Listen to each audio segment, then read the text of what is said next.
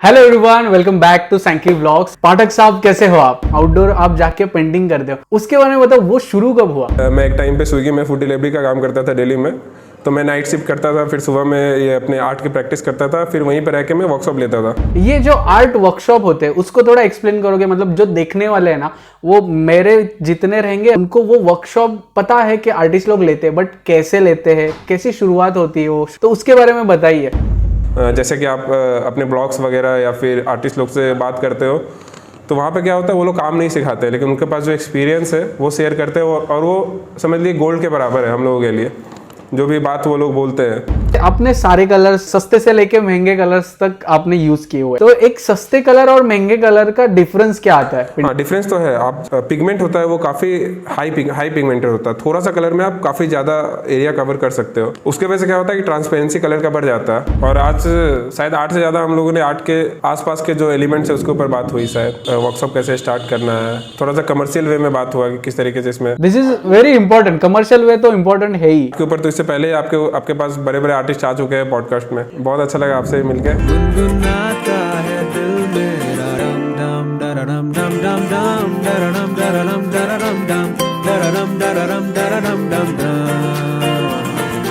डम डरडम डम डम डम। Hello everyone, welcome back to Sanky vlogs. और आज जैसे कि मैं हमेशा अलग अलग आर्टिस्ट मिलता हूँ, उनके साथ व्लॉग करता हूँ, और पॉसिबल होता है उनसे मैं पॉडकास्ट करता हूँ, तो फिर आज काफ़ी टाइम बाद मेरे हाथ लगे हैं अनुपम भाई। पाठक साहब, कैसे हो आप? एकदम बढ़िया संकेत, आप बताइए। आपसे जुड़े हैं ये सोच के मुझे बहुत अभी से लग रहा है कि कुछ खास होने वाला है, क्योंकि आपके रील्स में हम देखते हैं आप बाहर जाके इतना काम करते हो, और बेझिझक कोई भी रोड पे आप कोने में खड़े रह के आपका स्टैंड, ड्राइंग स्टैंड लेके आप वाटर पेंटिंग करते हो। तो वो उसके बारे में थोड़े बताइए कि वो कब से चालू किया आपने आउटडोर स्टडी? ओके, सबसे पहले तो थैंक यू वेरी मच मुझे इनवाइट करने के लिए अपने पॉडकास्ट पे। मैंने आपके काफ़ी सारे एपिसोड देखे और मेरा भी मन था कि मैं बात करूँ आपके साथ। Thank you so much. I think आप भी आर्ट कॉलेज से हो शायद। हाँ, मैं अभी 3rd ईयर में हूँ। तो अपना मेन काम के साथ साथ कोई भी अगर कुछ साइड में कुछ अलग सा करता है तो वो मुझे अच्छा लगता है, और कुछ अलग क्रिएटिव हो तो। और आपका पॉडकास्ट क्रिएटिव मुझे इसलिए लगा क्योंकि ऐसा पॉडकास्ट मैंने सिर्फ आर्ट से डेडिकेटेड मैंने पहले कभी देखा नहीं था, जहाँ पे अच्छे आर्टिस्ट लोगों को आपने बुलाया, जिनसे बात करने के लिए शायद हर किसी के लिए पॉसिबल ना हो उनसे बात कर पाना। आप उनके घर गए, बेझिझक आपने उनसे बात किया, ये सब बहुत अच्छी बात है। So thank you very much. मुझे मेरी कोशिश यही थी कि ना, जो लोगों ने नहीं किया है ना, जो हमें चाहिए, एक एज एन आर्टिस्ट को चाहिए, एज एन स्टूडेंट को चाहिए कि ये हमारे आइडियल है, जो रियल आर्ट है। मतलब जो इंस्टाग्राम पे जो हमें पोर्ट्रेट्स या फिर ऐसे जो काम दिखते हैं ना, वो छोड़ के जो फाइन वाला जो काम है ना, जो आर्ट कॉलेजेस से बाहर निकल के जो बहुत बड़े आर्टिस्ट बने हैं एज एन फाइन आर्टिस्ट, तो उनसे मुझे बात करने में बहुत मज़ा आता है। तो मेरी कोशिश यही थी कि ना, मुझे अगर उनसे मिलने को मिल रहा है, मेरी कोशिश थोड़ी ज़्यादा है, इसलिए मुझे मिलने के लिए मिल रहा है, वो हाँ बोल रहे हैं कि आ जाओ। कोई लोगों को नहीं मिलता है, तो अगर मुझे मिल रहा है तो मैं अकेले क्यों मिलूँ? उनसे मैं रिकॉर्ड करता हूँ और लोगों को भी मिलवाता हूँ। तो ये मेरी एक कोशिश थी, तो वही चालू है अभी। देखते आगे क्या क्या होता है, कितने आर्टिस्ट से मिलना होता है। तो आपको पहला क्वेश्चन क्या था मेरे आउटडोर में? मेरा क्वेश्चन ये था कि आपका ये जो आउटडोर की जर्नी है, आउटडोर आप जाके पेंटिंग करते हो, उसके बारे में बताओ, वो शुरू कब हुआ? मैं पहले थोड़ा सा अपना बैकग्राउंड बताता हूँ। मैं किसी भी आर्ट फील्ड से नहीं हूँ। मेरे पास आर्ट का कोई भी प्रोफेशनल डिग्री नहीं है, कोई प्रोफेशनल मैंने क्लास कभी किया नहीं। मैं बचपन से नॉर्मली जो लोग ड्राइंग करते हैं, डूडल्स वगैरह, वैसा ही मैं करता था।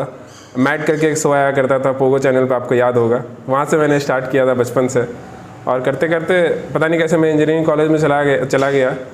और मैं पढ़ाई में अच्छा था एक टाइम पे। फिर वहाँ पे रह के कुछ ऐसा इन्वायरमेंट मिला मुझे कि आर्ट में धीरे धीरे मज़ा आने लगा। हमारे कॉलेज में एक आर्ट एंड ड्रामेटिक्स करके एक क्लब था। हर एक कॉलेज में होता है, अलग अलग कल्चरल क्लब्स हो गया, टेक क्लब्स हो गए। तो मैंने आर्ट एंड ड्रामेटिक्स ज्वाइन किया था, और मैं रोड पे नुक्कड़ नाटक किया करता था। हम लोग रेगुलर स्ट्रीट शोज करते थे, साथ में आर्ट के कुछ परफॉर्मेंस वगैरह, ये सारा। बेसिकली आप ड्रामा के ज़्यादा पास थे, नज़दीक थे कॉलेज में? दोनों आर्ट एंड ड्रामा दोनों से मैं कनेक्टेड था। हमारी पूरी एक टीम थी वहाँ पे। तो वो चीज़ करते करते जो एक पब्लिक में जाके काम करने का जो झिझक होता है, वो मेरे अंदर कॉलेज टाइम से ही दूर होना स्टार्ट हो चुका था। और कॉलेज के जस्ट बाद मैंने डिसाइड कर लिया था कि मुझे काम करने का ज़रूरत हुआ तो काम करूँगा, लेकिन उस फील्ड में जिस फील्ड में मेरा मन है काम करने का। तो इसीलिए मैंने बीटेक के बाद एक भी जॉब के लिए अप्लाई नहीं किया और मैंने ट्राई भी नहीं किया किसी टेक्निकल जॉब में जाने का।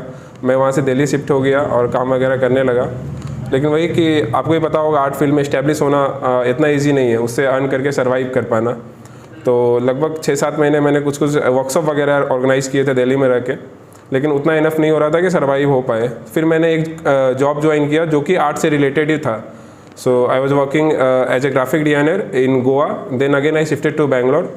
वहाँ पे रह के मैंने थोड़ा कुछ दिन तक काम किया था।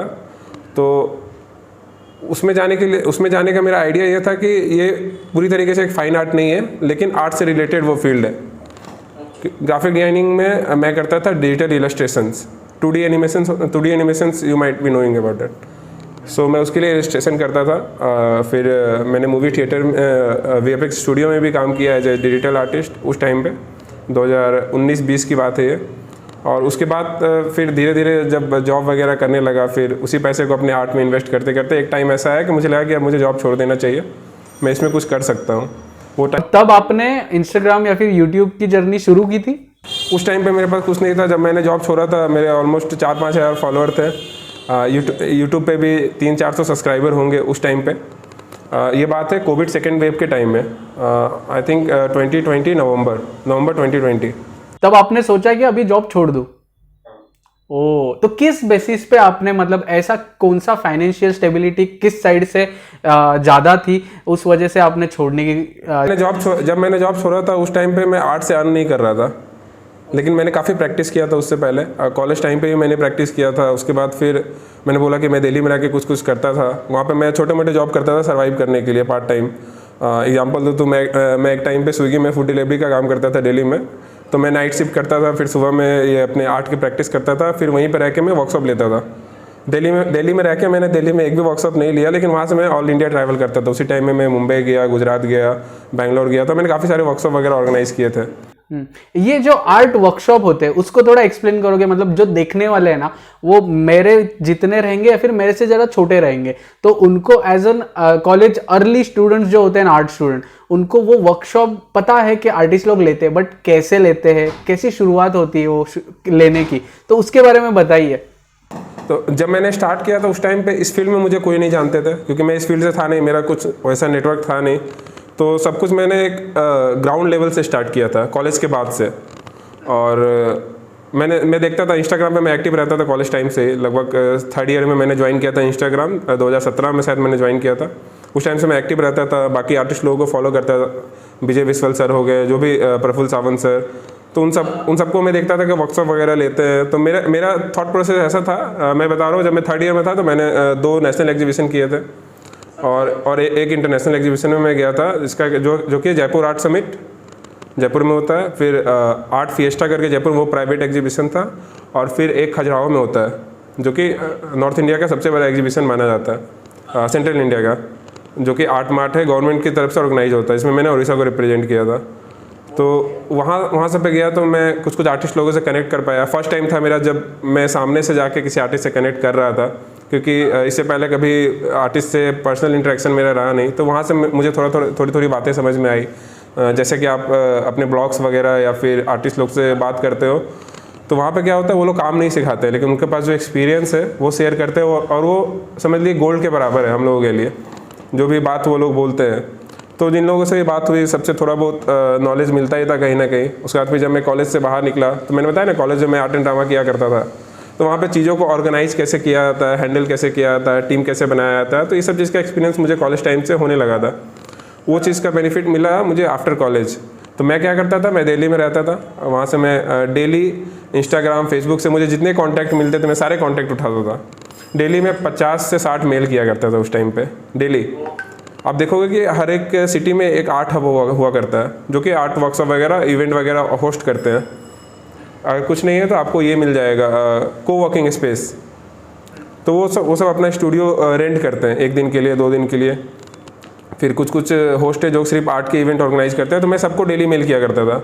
अब 40-50 मेल में 1-2 मेल का रिप्लाई आ ही जाया करता था। फिर उनसे बातें होती थी, फिर किसी तरीके से वर्कशॉप वगैरह अरेंज करता था उस टाइम पे। और उस टाइम पे लगभग 10-12 स्टूडेंट एक ऑफलाइन वर्कशॉप में आते थे।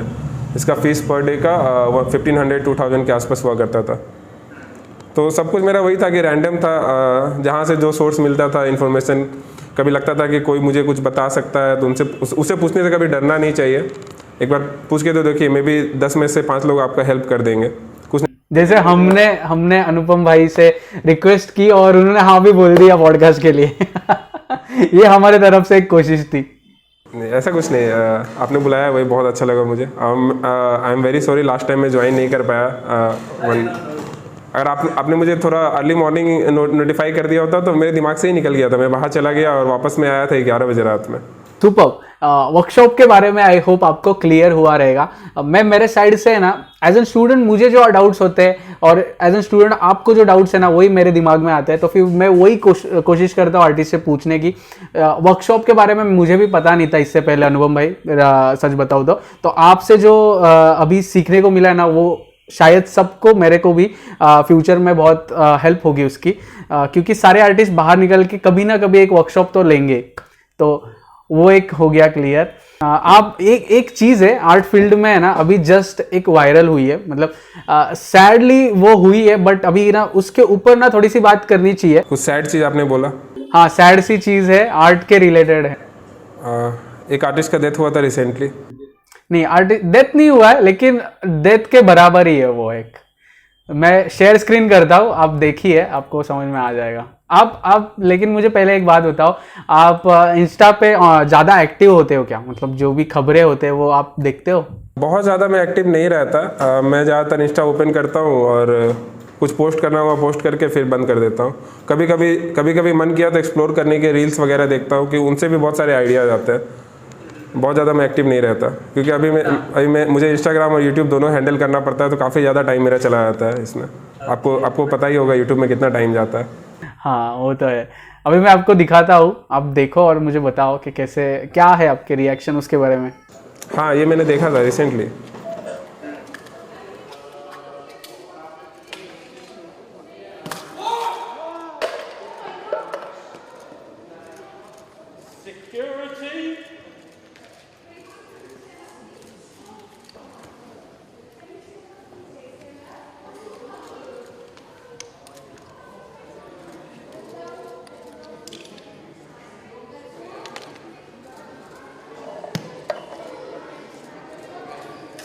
What is worth more, art or life? Is it worth more than food? Worth more than justice? Are you more concerned about the protection of a painting or the protection of our planet and people? The cost of living crisis is part of the cost of oil crisis. Fuel is unaffordable to millions of cold, hungry families. They can't even afford to heat a tin of soup. Meanwhile, crops are failing. Millions of people are dying in monsoons, wildfires and severe drought.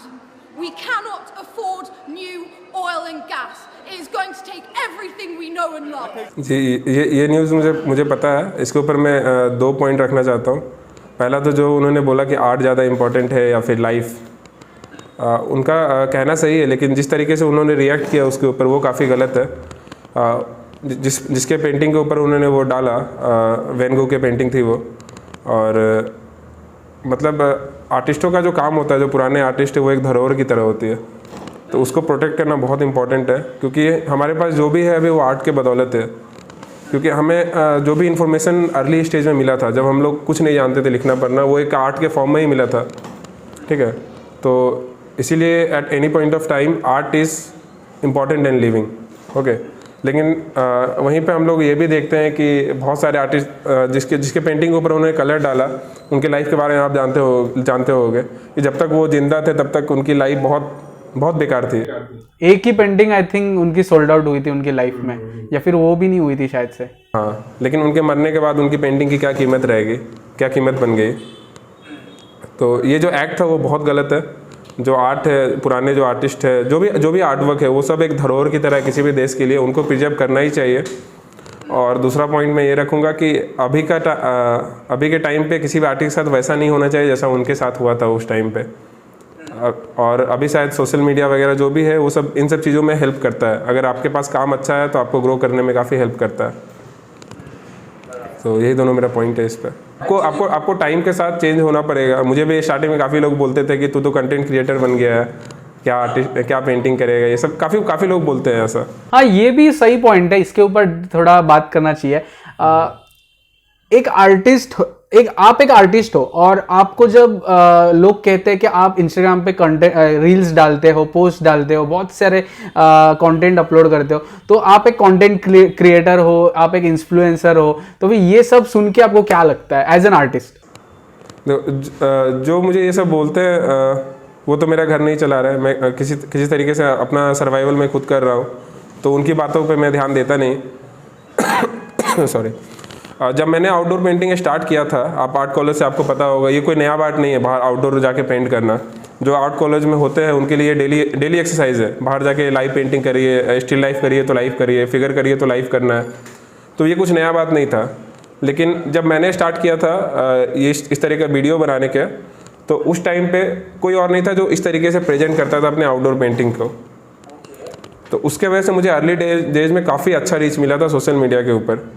तो अगर मुझे मैंने आपको बताया कि इससे पहले मैं VFX स्टूडियो, फिर ग्राफिक डिजाइनिंग, ये सब में काम कर चुका था। उसके बाद फिर मैंने एक फैशन डिजाइनिंग कंपनी में काम किया था एज ए ग्राफिक डिजाइनर, और वहाँ पे कुछ फ़ोटोशूट वगैरह हुआ करता था। जैसे मॉडल शूट होता है, वो डिजाइनर क्लॉथ्स की कंपनी थी, मॉडल शूट वगैरह ये सब, वो सब मैं देखा करता था। तो वहाँ से मेरे पास थोड़ा बहुत वीडियो मेकिंग ये सब पता था इस तरीके से काम करते करते। तो उसको मैंने थोड़ा सा आर्ट में अप्लाई किया। बस जो पेंटिंग्स मैं इंस्टाग्राम पे पोस्ट कर रहा हूँ उसको मैंने एक प्रेजेंटेबल वे में पोस्ट किया, 30 सेकेंड रील। मैंने वहाँ पे कुछ लिपसिंग नहीं किया, वहाँ पे जो मेरा काम है वो मैं कर रहा हूँ। मैं बाहर जाके पेंटिंग कर रहा हूँ, ऐसा नहीं कि मैं घर में कुछ सिर्फ टाइम लैप्स बना के अपलोड कर रहा हूँ, वैसा कुछ ट्रेंड के ऊपर मैं काम कर रहा हूँ, वैसा कुछ नहीं है मेरा एक फिक्स है कि मैं बाहर जाता हूँ तो सॉरी, जब मैं अपने होम टाउन में रहता हूँ तो मैं कुछ भी पेंट करता हूँ, और मैं होम टाउन से बाहर निकलता हूँ पेंट करने के लिए। आपने देखा होगा मैं आर्किटेक्चर के ऊपर काम करता हूँ, तो मैं वैसे प्लेसेस पे ही विजिट करता हूँ ज़्यादातर। तो अगर कंटेंट क्रिएटर के तौर से भी देखा जाए अगर आप सक्सेसफुल है, अगर आप किसी के ऊपर डिपेंडेंट नहीं है, आप अपना सर्वाइव कर पा रहे हैं अपने पैशन को लेके, तो एक बहुत बड़ी बात है। और इसके वजह से मुझे रीच मिला इंस्टाग्राम पे, और इंस्टाग्राम पे रीच मिलने की वजह से ही मैं सर्वाइव कर पाया था जॉब छोड़ने के बाद। मैंने आपको बताया जब मैंने जॉब छोड़ा था मेरे पास कुछ नहीं था, 4000 फॉलोअर कुछ नहीं होता। आप एक वर्कशॉप लेके 2 बच्चा भी नहीं आएगा आपके पास उस टाइम पे। तो मैंने ध्यान दिया अपने पेंटिंग के ऊपर। आउटडोर पेंटिंग मैंने इसलिए स्टार्ट किया था कि मुझे और जल्दी इंप्रूव करना था। इससे पहले क्या था कि मैं कॉलेज करता था, कॉलेज से जो फ्री टाइम बचा उस टाइम में प्रैक्टिस किया करता था। फिर मैंने जॉब ज्वाइन किया, कुछ काम करता था, उससे जो फ्री टाइम मिला उस टाइम में मैं प्रैक्टिस किया करता था। डेली में जॉब से आने के बाद डेली में एक पेंटिंग किया करता था जॉब के टाइम में। बट आप जब इंजीनियरिंग में थे तब आप बोल रहे हो कि कॉलेज के बाद मैं प्रैक्टिस करता था, तब आपके साथ या फिर आपके आजू बाजू में जो कलीग्स है वो कोई आर्टिस्ट थे? मतलब ऐसे जो इन्फ्लुएंस होते हैं ना, हम अभी आजकल कैसे हम इंस्टाग्राम ओपन करते हैं, किसी आर्टिस्ट का पेंटिंग देखते हैं, वर्क्स देखते हैं, तो उससे हम थोड़ा सा इंस्पायर होते हैं और हमारा काम थोड़ा सा और अच्छा करने की कोशिश करते हैं। तो जब इंजीनियरिंग में थे तब अलग ही फील्ड का एक पैशन कैसे? मैं आपको बताना चाहता हूँ कि मेरा जो आर्ट इम्प्रूव हुआ था वो 2016 के बाद हुआ।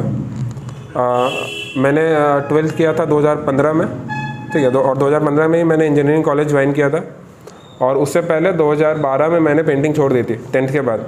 10th में मैंने 1-2 पेंटिंग की थी, उसके बाद 11th 12th और बीटेक फर्स्ट ईयर मैंने कुछ नहीं किया। उसके हाँ, फर्स्ट ईयर कुछ नहीं किया। मैंने बोला था कि मेरा पढ़ाई में भी ठीक ठाक था, मतलब मैं बिलो एवरेज नहीं था, अबव एवरेज स्टूडेंट था, टॉपर भी नहीं था, अबव एवरेज था, पढ़ाई में मैं ठीक था, डिसेंट था। तो उनसे मैं टाइम चला गया था फर्स्ट ईयर के बाद। तो फर्स्ट ईयर के बाद मैंने दोबारा पेंटिंग में आया, और उसी टाइम में जियो लॉन्च हुआ था। 2016 की बात है ये, जब मैं सेकेंड ईयर में था। तो उसके वजह से हमें क्या मिला, यूट्यूब का एक्सपोजर मिला फॉर द फर्स्ट टाइम। उससे पहले हम लोग यूट्यूब कभी यूज़ नहीं करते थे, और कोई भी नहीं करता था। 200 रुपये में 2 GB आया करता था नेट, व्हाट्सएप के अलावा कोई कुछ यूज़ नहीं करता था उस टाइम पे, अगर वाईफाई नहीं है तो। और उस टाइम 200 का रिचार्ज करना मतलब बहुत ही अमीर लोगों का काम है वो। हम तो 27 का आई थिंक वो रिचार्ज आता था आइडिया का स्क्रैच करके करना। तो जो यूट्यूब का एक्सपोजर मिला वहाँ से आप बोल सकते हो कि मेरी पेंटिंग पूरी तरीके से चेंज हो गई। वहाँ पे काफ़ी सारे अच्छे आर्टिस्ट मिल गए, जिनके थ्रू मैं सीखता था। स्टार्टिंग में कॉपी करता था, मैं दबा के कॉपी करता था स्टार्टिंग में, जिसका भी काम मिल गया मैं कॉपी करता था देख के। करने आता नहीं था कुछ भी। मैंने बोला ना, जब मैं से बीटेक सेकेंड ईयर में था, मुझे पोस्टर कलर और वाटर कलर में डिफरेंस नहीं पता था कि ऐसा ये पोस्टर कलर किस लिए है, इसको वाटर कलर क्यों बोलते हैं। बस पता था कि ये पोस्टर कलर है, ये वाटर कलर है, ऐसा था मेरा। अब थोड़ा एक्सप्लेन कर दोगे एक फटाक से, पोस्टर कलर क्या होते हैं और वाटर कलर क्या होते हैं? दोनों का जो बेस है वो सेम है। पोस्टर कलर भी वाटर मिक्स है, वाटर कलर भी वाटर सोल्यूबल है। तो दोनों का जो बेस है वो वाटर ही है। एक्रेलिक का भी बेस वाटर है, लेकिन तीनों में डिफरेंस ये है कि पोस्टर कलर को आप एज ए ट्रांसपेरेंट मीडियम भी यूज़ कर सकते हो और उसको एज ए ओपेक मीडियम भी आप यूज़ कर सकते हो। तो उसका जो साइन है वो बरकरार रहेगा ओपेक मीडियम में भी। आप जो ये गॉस कलर देखते हो वो पोस्टर कलर का एक रिफाइंड वर्जन है।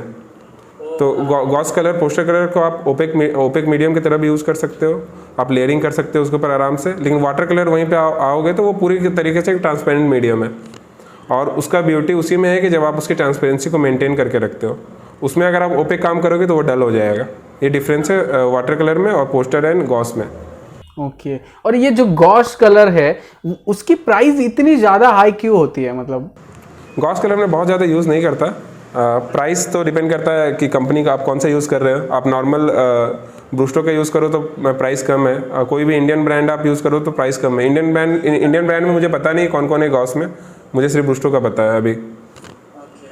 गिमी नाम का एक ब्रांड है गॉस कलर, ज़्यादातर के उसके बहुत बहुत महंगे हैं। तो मैं सिर्फ देखा हुआ है ऐसे दूर से, मैंने कभी यूज़ नहीं किया गॉस कलर। तो मैंने वाटर कलर यूज़ किया है महंगे ब्रांड्स। मैंने विंसेंट न्यूटन यूज़ किया है, सेनिलियर यूज़ किया है मैंने, और कैमल भी यूज़ किया है। आप मेरे जितने भी पेंटिंग देखते हो सब कैमल में है। सारे पेंटिंग, आउटडोर पेंटिंग्स मेरे कैमल कलर में ही है। मेरे पास महंगे वाले ट्यूब रखे हुए हैं, लेकिन मैं यूज़ ही नहीं करता, इतना महंगा है वो। मैं वही पॉइंट पे आने वाला था कि आप है ना इतने अपने सारे कलर्स महंगे से लेके सस्ते से लेके महंगे कलर्स तक आपने यूज़ किए हुए। तो एक सस्ते कलर और महंगे कलर का डिफरेंस क्या है? हाँ, डिफरेंस तो है। आप अगर मिशन गोल्ड का कलर यूज़ करोगे, विंसेंट न्यूटन यूज़ करोगे, सेनिलियर यूज़ करोगे, तो उनका जो पिगमेंट होता है वो काफ़ी हाई पिगमेंटेड होता है। थोड़ा सा कलर में आप काफ़ी ज़्यादा एरिया कवर कर सकते हो। उसके वजह से क्या होता है कि ट्रांसपेरेंसी कलर का बढ़ जाता है। उसमें कलर कंटेंट कम रहता है और कलर पिगमेंटेड उतना ही रहता है, तो ट्रांसपेरेंसी थोड़ा बढ़ जाता है, थोड़ा सा ज़्यादा स्मूथ रहता है कलर, लेकिन बहुत ज़्यादा डिफरेंस नहीं है। कैमल कलर बेस्ट कलर है किसी भी आर्टिस्ट के लिए स्टार्ट करने के लिए और up to a professional level काम करने के लिए। मेरे सारे वर्क कैमल में है। मेरे जो भी ऑर्डर वर्क आते हैं, जो भी पेंटिंग सेल हुई है, जो पेंटिंग मैं बनाता हूँ आउटडोर में, सब कैमल पे है। सही है। और कितना टाइम हुआ आपको एक इंडिपेंडेंट आर्टिस्ट कहते हैं ना कि आर्ट के ऊपर ही पूरा सहारा हो, अपनी छत हो, तो वो कितने साल हुए उसको अब आज तक? कॉलेज के बाद से मैं आर्ट ही कर रहा हूँ। कॉलेज टाइम से मैं भी कॉलेज टाइम से ही मैं आर्ट कर रहा हूँ। एग्जीबिशन वगैरह मैंने स्टार्ट कर दिया था और कॉलेज के बाद मैं लगभग 9 मंथ मैंने जॉब किया था और उसके बाद से मैं पूरा यही कर रहा हूँ। अभी 2020 नवंबर के बाद से मैं फुल टाइम यही कर रहा हूँ। अभी रिसेंटली मैं ये स्टूडियो में शिफ्ट हुआ, ये कोलकाता में है। मेरा जो होम टाउन है वो धनबाद में, झारखंड में। बहुत छोटा सा शहर है, वहाँ पे कुछ आर्ट के लिए एक्सपोजर नहीं है, तो इसीलिए मैं थोड़ा कोलकाता आ गया यहाँ पे। सुपर। कोलकाता की लैंग्वेज कौन सी होती है? बंगाली। तो आपको फ्लुएंटली आती रहेगी ना बंगाली? नहीं, मेरा नेटिव बिहार है, मैं बिहारी। ओके। तो वहाँ से यहाँ पे आना कैसे हुआ? बस मेरा मन था बेंगलोर शिफ्ट होने का, फिर मैं कोलकाता शिफ्ट हो गया क्योंकि कोलकाता कहीं ना कहीं मुझे बहुत पसंद था बहुत पहले से। यहाँ पे जो लोकेशन है आउटडोर पेंटिंग के लिए, यहाँ पे जो जिस तरीके से यहाँ पे कल्चर प्रिजर्व करके रखा गया कोलकाता में, it is one of the best place for artist to visit.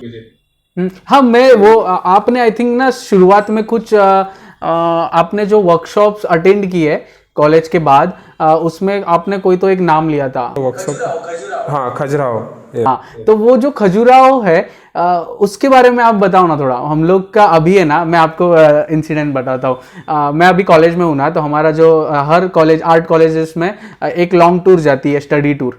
तो उसके बारे में थोड़ा चालू था कि ना कहाँ पे जाए इस बार, क्योंकि लॉकडाउन के बाद हम लोग कहीं नहीं गए कॉलेजेस से। तो इनका चालू था एक नॉर्थ साउथ या फिर साउथ साइड, ऐसे ये 2 जगह थी। तो अभी कैसा है, एक 12-13,000 में एक पर्सन, एक स्टूडेंट का टूर हो जाता था पहले, ज़्यादा से ज़्यादा 15,000। बट अभी है ना लॉकडाउन के बाद वो 18 to 19,000 20,000 के आर पार हुआ है, क्योंकि वो लॉकडाउन के बाद सारे प्राइजेस हाइक हो गए। तो हम लोग का चालू था कि ना ये खजुराहो और वो साइड जाए, नॉर्थ साइड, तो फिर थोड़ा लोगों को भी ना वो जो टेम्पल्स की जो खूबी है ना, मतलब वो इतने अच्छे से बनाए गए और बहुत यूनिक टेम्पल्स है उसमें जो कार्विंग किए गए, तो वो एक हमें देखना था। बट वो ना सबके लिए ना वो ये नहीं हो रहा है, पॉकेट फ्रेंडली नहीं हो रहा है, तो उसके वजह से हम लोग अभी राजस्थान का कॉलेजेस ने डिसाइड किया है। बट कभी तो है ना मुझे भी वो खजुराहो देखना है, तो वो खजुराहो के बारे में थोड़ा बताओ ना कि कैसा है वो जगह। खजुराहो ग्रुप ऑफ टेम्पल है, आपको बहुत ज़्यादा ट्रैवल करने की ज़रूरत नहीं है। वहाँ पे एक आपको मैं बताता हूँ, वो एक गाँव जैसा एरिया है, कुछ ही बहुत बड़ा शहर नहीं है, और आपको 4-5 किलोमीटर के अंदर आपको सारे टेम्पल्स मिल जाएंगे। तो वहाँ का जो आर्किटेक्चर है, जो टेम्पल्स में जो स्कल्प्ट किए हुए हैं मूर्तियाँ जो भी है, वो सब अलग से लगाई हुई कुछ भी नहीं है, वो वहाँ पे स्कल्प्ट करके निकाली गई है मूर्तियाँ जितनी भी हैं। तो ये वहाँ का एक सबसे अच्छा, लगभग इंडिया में जितने भी टेम्पल्स है कहीं भी मूर्ति चिपकाया नहीं जाता है, जो भी एंशिएंट टेम्पल है सब वो स्कल्प्ट किए हुए हैं मूर्ति, इसलिए इतना इम्पोर्टेंस है इसका, इस फॉर्म का। और दूसरा, वहाँ पे जो मूर्तियाँ लगी हुई है, वहाँ पे 108 जो सेक्स पोजीशन होता है उनकी मूर्तियाँ हैं। आपने सुना क्या नाम बोलते हैं, कामा सूत्रा, यस। और उसके बाद 108 दो डांस पोजेस है, क्लासिकल डांस के पोजेस, वो दोनों स्कल्प्ट किए हुए वहाँ के सारे टेम्पल्स में। सुपर। वो मैंने पहली बार वो राजा रवि वर्मा के जो मूवी आई थी, रंग रसिया नाम था, वो मूवी में मैंने देखा था कि ना इतना सुंदर वो टेम्पल है। मेरी बहुत टाइम से ये था कि मैं वो वहाँ पे जाऊँ, देखते हैं कभी फ्यूचर में। आप वही साइड में रहते हो क्या? नहीं, खजुराहो मध्य प्रदेश में। आप आउटडोर के बहुत बड़े दीवाने हो, आपके रील्स में समझ में आता है, आपके पेंटिंग्स आउटडोर के जो सीन्स दिखते हैं, आपको घूमना बहुत पसंद है। तो आप कहाँ घूम के आए हो उसके बारे में थोड़ा बताइए, और कौन सी जगह आपको बहुत ज़्यादा पसंद आई एक आर्ट के दृष्टिकोण से? अभी तक मैं 17-18 स्टेट्स घूम चुका हूँ कॉलेज टाइम से अभी तक, और उसमें सबसे जो आप बोलोगे मेरा फेवरेट प्लेस है, डिसाइड करना काफ़ी मुश्किल होता है। मैं इतना ट्रैवल कर चुका हूँ अभी तक कि कहीं भी जाता हूँ अपना ऐसा ही लगता है, और ऐसा कुछ लैंग्वेज बैरियर आज तक मुझे नहीं हुआ। नॉर्थ से लेकर के साउथ तक, वेस्ट से लेकर के ईस्ट तक, मैं बहुत जगह जा चुका हूँ, लेकिन ज़्यादातर मैं उसी जगह पे जाता हूँ जहाँ पे आर्किटेक्चर थोड़ा अच्छा हो, वो जगह मैं सिलेक्ट करता हूँ। अगर मैं सिलेक्ट करके जा रहा हूँ तो अपने हिसाब से करता हूँ, जैसे बनारस हो गया, कोलकाता हो गया, उड़ीसा हो गया। तो उड़ीसा से मैंने इंजीनियरिंग की थी 4 साल, तो उड़ीसा मेरे दिल के बहुत पास है, उड़ीसा मुझे बहुत पसंद है। वहाँ पे जो कलिंगा आर्किटेक्चर है, जो भी टेम्पल्स हैं वहाँ पे काफ़ी सुंदर टेम्पल है, भुवनेश्वर में, पुरी में, कोणार्क में। और उसके बाद फिर एमपी में भी बहुत सारी चीज़ें। एमपी में मैं सिर्फ खजुराहो ही गया हूँ, फिर मैं राजस्थान जा चुका हूँ। तो राजस्थान में मैं ऑलमोस्ट 20 दिन था, 20-25 दिन जयपुर में। तो वहाँ का आर्किटेक्चर अलग है। आप जहाँ भी जाओगे हर जगह आपको कुछ ना कुछ अलग और यूनिक दिखेगा। तो ऐसा कुछ फेवरेट प्लेस नहीं है, लेकिन कहीं अगर रहने का बात हुआ तो फिर मैं चाहता हूँ कोलकाता में, बनारस में, या फिर कहीं भी ऐसा जगह रहूँ। मैं रहने का मैं काफ़ी जगह रह चुका हूँ। बेंगलोर में मैं 3-4 महीने था। बेंगलोर मुझे पसंद नहीं आया क्योंकि वो एक तरीके का कंक्रीट वाला एरिया है, वहाँ पे कुछ घूमने के लिए नहीं है, कुछ नेचुरल वैसा नहीं है, कॉर्पोरेट ज़्यादा हो गया है ना वो साइड में। ठीक है, वहाँ पे जो चीज़ें मुझे उतना नहीं पसंद है। और इससे पहले मैंने कॉलेज जहाँ से किया था वो बहुत ही सुंदर जगह था, वो उड़ीसा का ब्रह्मपुर नाम है उस जगह का, और वो लास्ट साउथ उड़ीसा में आता है। उसके बाद आंध्र प्रदेश का बॉर्डर स्टार्ट होता है। हमारे कॉलेज से 4 किलोमीटर था वो। तो ये काफ़ी नेचुरल प्लेस था, एक तरफ आपको पहाड़ भी मिलेगा, एक तरफ आपको बीच भी मिलेगा। तो उस तरीके का स्पेस में मैं रहा हूँ 4 साल। जो अपना टीनेजर होता है, जो मेन 20-21-22 साल जो होता है, वहाँ पे मैंने बिताया। तो इस तरीके की प्लेस मुझे बहुत पसंद है। नाइस। आप है ना थोड़ा ना आपकी जो पर्सनल लाइफ है उसके बाद पहले तो ना शुरुआत में आपकी शादी हुई है क्या? नहीं, मैं आई एम 25। आप 25 के हो? ओह माय गॉड, मुझे ऐसा लगा ही नहीं था। Last month I cross 25। Okay, nice, super. तो आपके ना लाइफ में ऐसा कौन सा मोमेंट था जब आपने पेंटिंग मुझे पसंद आती है? एक बचपन से अपने को पता रहता है ना कि नहीं, मुझे ना पेंटिंग, सब लोग कहते हैं कि ना मैं पेंटिंग बहुत अच्छा निकालता हूँ, चल मैं आज से ना थोड़ा पेंटिंग के ऊपर ही ध्यान दूंगा, पढ़ाई को थोड़ा सा कम कर देंगे, लेकिन ये पेंटिंग रोज करेंगे। ऐसा एक टाइम आता है, तो आपके साथ ऐसा कब हुआ था? ये एक बहुत अच्छा क्वेश्चन है और मेरी लाइफ का एक अच्छा मोमेंट है ये, कि जब मैंने ये सोचा था अपने बारे में, एक्चुअली ना मुझे स्टार्टिंग में चस्का लग गया था तारीफ सुनने का। सारे आर्टिस्ट का होता है ये। हुआ ये था कि मैंने बोला कि 10th के बाद मैंने ऑलमोस्ट छोड़ दिया था ड्राइंग। और एक्चुअली मैं ऐसे शहर से आता हूँ कि जहाँ पे आर्ट के बारे में कोई बात नहीं करता, तो उसके वजह से मेरे पास नॉलेज नहीं था कि BFA करके भी कोई डिग्री होता है। मुझे पता ही नहीं था इस चीज़ के बारे में। हमारे स्कूल में कभी टीचर ने बताया नहीं। आर्ट का क्लास मतलब लीजर क्लास है, आप कुछ भी कर सकते हो उसमें बैठ। तब आप कहाँ पे थे रहने को? धनबाद में, झारखंड। झारखंड, ओके। और मैं ऐसा नहीं कि छोटा मोटा स्कूल से हूँ, मतलब एक अच्छा डिसेंट स्कूल से हूँ। DAV आपने सुना होगा, तो वो मतलब बहुत छोटा स्कूल नहीं है, बहुत हाई फाई स्कूल नहीं है, एक डिसेंट स्कूल है। इसका नाम है यहाँ पे इंडिया में DAV का। तो वहाँ भी मतलब आर्ट के बारे में इस तरीके से बात नहीं हुआ। बहुत जगह होती है हमारे, हम लोगों के पास नॉलेज नहीं था, इसीलिए मैं गया इंजीनियरिंग में। मेरे पास कोई दबाव नहीं था कि आप इंजीनियरिंग में जाओ। मेरे फैमिली में ऐसा कुछ नहीं था कि आपको ये करना है वो करना, आपको जो करना है करिए, अच्छा करना चाहिए बस। तो फर्स्ट ईयर के बाद क्या हुआ कि फर्स्ट ईयर और सेकेंड ईयर के बीच में एक 1.5 महीने का गैप मिलता है। तो मैं घर आ गया था। बाकी लोग कुछ अलग कोर्स वगैरह करने के लिए जाते हैं एक्स्ट्रा फ्री टाइम में। मैं घर आके आराम से बैठ के 1-2 स्केचेस किए थे मैंने और फेसबुक पे पोस्ट कर दिया था। और जहाँ पे मेरे कुछ प्रोफेसर कनेक्टेड थे, और ये बात है 2016 की, ठीक है, सितंबर की बात है। फिर वापस जब कॉलेज रीओपन हुआ, मैं कॉलेज गया तो कुछ प्रोफेसर ने मुझे बुलाया कि, और उस टाइम में कॉलेज का 20 साल पूरा हुआ था। मैं प्राइवेट कॉलेज में था और कॉलेज का जस्ट 20 साल पूरा हुआ था। तो वो लोग कुछ सेलिब्रेट कर रहे थे कॉलेज में, कल्चरल फेस्ट। तो उन्होंने मुझे बुलाया। उड़ीसा के एक बहुत बड़े आर्टिस्ट है सुदर्शन पटनायक, वो पद्मश्री आर्टिस्ट है। आपने देखा होगा कि बीच के ऊपर रेत में वो स्कल्पचर बनाते हैं, सैंड आर्ट। हर एक कुछ ना कुछ मोमेंट पे वो बनाते हैं। वो इंडिया के बहुत ही इस्टेब्लिश्ड आर्टिस्ट हैं, पद्मश्री आर्टिस्ट है वो। तो उनके कुछ काम दिखाए प्रोफेसर्स ने। और उसके बाद फिर वो सैंड एनिमेशन भी करते हैं कभी कभी। आपने देखा होगा इंडियाज़ गॉट टैलेंट में। हाँ, इंडियाज़ गॉट टैलेंट मैं बोलने वाला था। लाइट ऊपर सैंड से कुछ ड्रॉ करते हैं। तो वो टीचर्स प्रोफेसर्स ने मुझे दिखाया है और मुझे बोला कि हमने तुम्हारी स्केचिंग वगैरह देखी, अच्छी लगी हमें, अगर आप कुछ कर सकते हो कॉलेज के 20 ईयर सेलिब्रेशन के ऊपर।